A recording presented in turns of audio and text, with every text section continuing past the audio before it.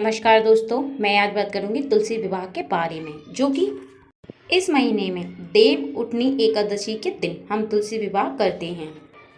कार्तिक महीने में हम स्नान करते हैं और तुलसी विवाह का भी विशेष महत्व है। इस महीने में बहुत स्थानों पर द्वादशी तिथि को भी तुलसी विवाह किया जाता है, परंतु एकादशी के दिन तुलसी विवाह श्रेष्ठ माना जाता है। बहुत लोगों का सवाल होता है कि हम कार्तिक स्नान करते हैं तो क्या तुलसी विवाह करना अनिवार्य है। इसी विषय में आज मैं आप लोगों के साथ बातें शेयर करने वाली हूँ।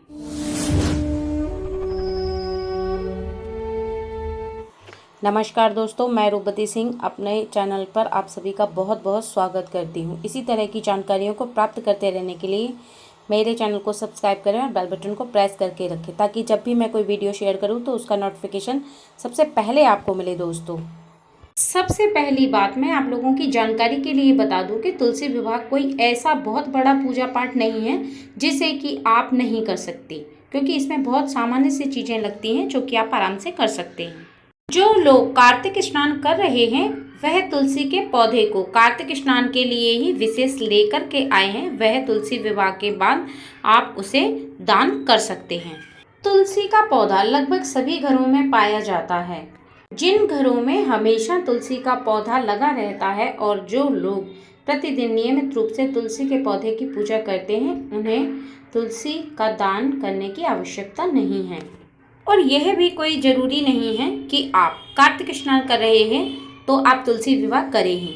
अगर आप कार्तिक स्नान के साथ साथ तुलसी विवाह करते हैं तो इसके अनेकों शुभ फल प्राप्त होते हैं।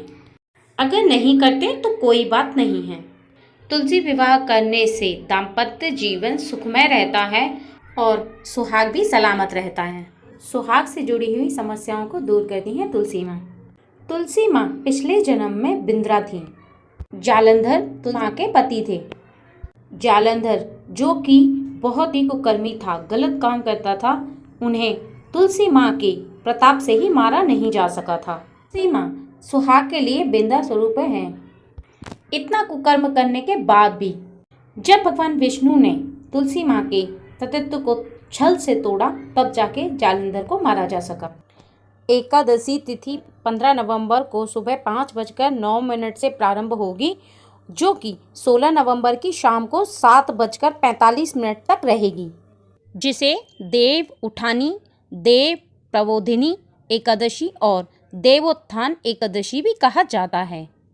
माना जाता है कि भगवान विष्णु 4 महीने का शयन काल पूरा करने के बाद इस दिन जागते हैं। देव उठानी के दिन माता तुलसी का विवाह का आयोजन किया जाता है।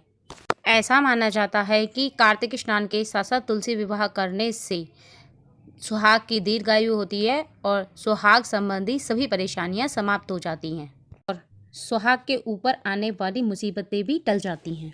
इसलिए मैं तो यही कहना चाहूँगी कि आप अगर कार्तिक स्नान कर रही हैं तो आप तुलसी का विवाह अवश्य ही करें। इससे आपका दाम्पत्य जीवन सुखमय होगा। अगर आप तुलसी विवाह कर रही हैं कार्तिक स्नान में, तो मैं एक बहुत ही साधारण सी विधि बता रही हूँ, आप आराम से कर सकती हैं। अगर आपके घर में तुलसी लगी हुई है तो आप इस बात का ध्यान रखें कि ज़्यादातर तुलसी को गमले में ही लगाएं और हो सके तो गमला मिट्टी का हो। इसके लिए आप सबसे पहले गमले को बहुत अच्छे से साफ़ कर लें और उसके बाद एक गेरू आता है पीले रंग का, आप उसे बाज़ार से ख़रीद करके ले आएं। उस गेरू को आप अपने गमले में लगा दें।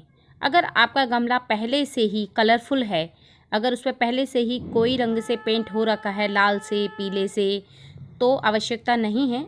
अथवा अगर नहीं हो रखा है तो आप गमले को गेरू से ज़रूर रंगें।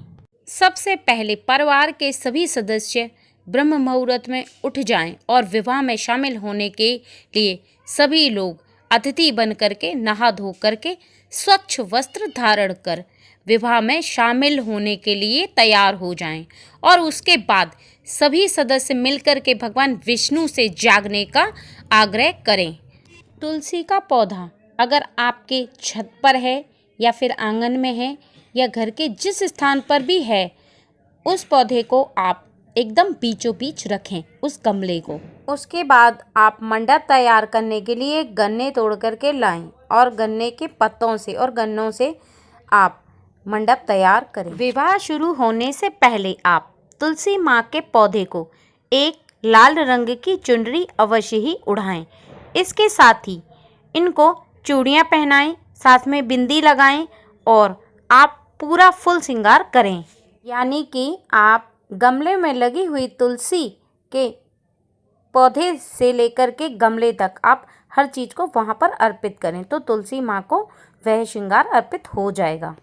आप तुलसी के पत्तों पर आप बिंदी लगाएं और चूड़ियाँ तुलसी की डालियों को पहनाएं। इसी प्रकार आप तुलसी माँ को श्रृंगार कर सकते हैं। और तुलसी के पौधे के दाईं ओर आप एक चौकी रखें और उस पर पीले रंग का आप आसन बिछाएं। भगवान शालिग्राम को वहाँ पर बिठाएं। आप थोड़ा सा दूध लें और उसमें हल्दी डाल करके भगवान शालिग्राम को चढ़ाएं। इसके बाद आप भगवान शालिग्राम पर अक्षत ना छिड़कें, बल्कि इसकी जगह आप तिल छिड़कें उन पर। भगवान पर अक्षत छिड़के नहीं जाते, यानी अक्षत का प्रयोग नहीं किया जाता है। इसके बाद आप मौसम के अनुसार पूजन करते समय सिंघाड़े, गन्ना, बेर, आंवला, सेब आदि फल अवश्य ही चढ़ाएं। जिन लोगों के घर में शालिग्राम भगवान की प्रतिमा ना हो, वह भगवान विष्णु की प्रतिमा को तुलसी विवाह में रखें। और भगवान विष्णु की प्रतिमा वह होनी चाहिए जिसमें लक्ष्मी माँ उनके साथ ना हो। प्रतिमा को तुलसी विवाह में रखें। जो आपने श्रृंगार की सामग्री चढ़ाई है माता तुलसी को, उसे आप विवाह के बाद किसी को दान करें, किसी ब्राह्मणी को दान करें या किसी भी महिला को आप दान करें। ऐसा करने से बहुत ही शुभ फल प्राप्त होता है। विवाह के लिए अगर आपने भगवान विष्णु की तस्वीर को रखा है या आपने शालिग्राम भगवान की तस्वीर को रखा है, तो आप उस पर तस्वीर पर पीला कपड़ा अवश्य ही उड़ाएं। विवाह के लिए पीले कपड़े को और तुलसी माँ की चुन्नी को जो आपने उठाया है, उन दोनों की गठान लगा दें। इसके बाद आपने अपने घर में जो पकवान बनाया है वहाँ पर चढ़ा दें। अगर आपने घर में पकवान नहीं बनाया है तो आप बाज़ार से ला करके कोई मिठाई मिष्ठान को वहाँ पर चढ़ा दें। साथ ही वहाँ पर धूप दीप दिखाएं और दिया भी जला दें। आज के दिन वहाँ पर 5 दिए आप जलाएं। कारणवश अगर आपकी पूजा छूट गई थी बीच में या बीच में पीरियड की वजह से आप नियम नहीं निभा पाए हैं, तो आप उतने दिन के एक एक दिए को आप जलाएं। यानी कि 10 दिए या 11 दिए, आप जितने दिन आपके दिए छूट गए थे उतने दिए आप आज के दिन जला सकते हैं। जब आप तुलसी माँ और भगवान विष्णु का गठबंधन कर देते हैं, उसके बाद आप तुलसी माँ को सिंदूर अर्पित कर दें और सूला श्रृंगार आप उस गठबंधन के पहले ही आप तुलसी माँ को अर्पित करें। उसके बाद भगवान विष्णु की और माता तुलसी की आप आरती करें। उसके बाद महिलाएं बैठ कर के चाहे तो भजन कीर्तन भी कर सकती हैं। अगर आपको शादी के गीत आते हैं तो आप शादी के गीत भी तुलसी विवाह में गा सकते हैं। इसी प्रकार तुलसी विवाह भगवान शालिग्राम या भगवान विष्णु उनकी प्रतिमा के साथ किया जाता है। उम्मीद करती हूँ आप लोगों को वीडियो पसंद आई होगी। वीडियो अगर पसंद आए तो मित्रजनों और परिवार वालों को शेयर करें और मेरे चैनल को सब्सक्राइब करें और बेल बटन को प्रेस करके रखें। जब भी मैं कोई वीडियो शेयर करूं तो उसका नोटिफिकेशन सबसे पहले आपको मिले दोस्तों। अब मैं इजाज़त चाहूँगी। नमस्कार।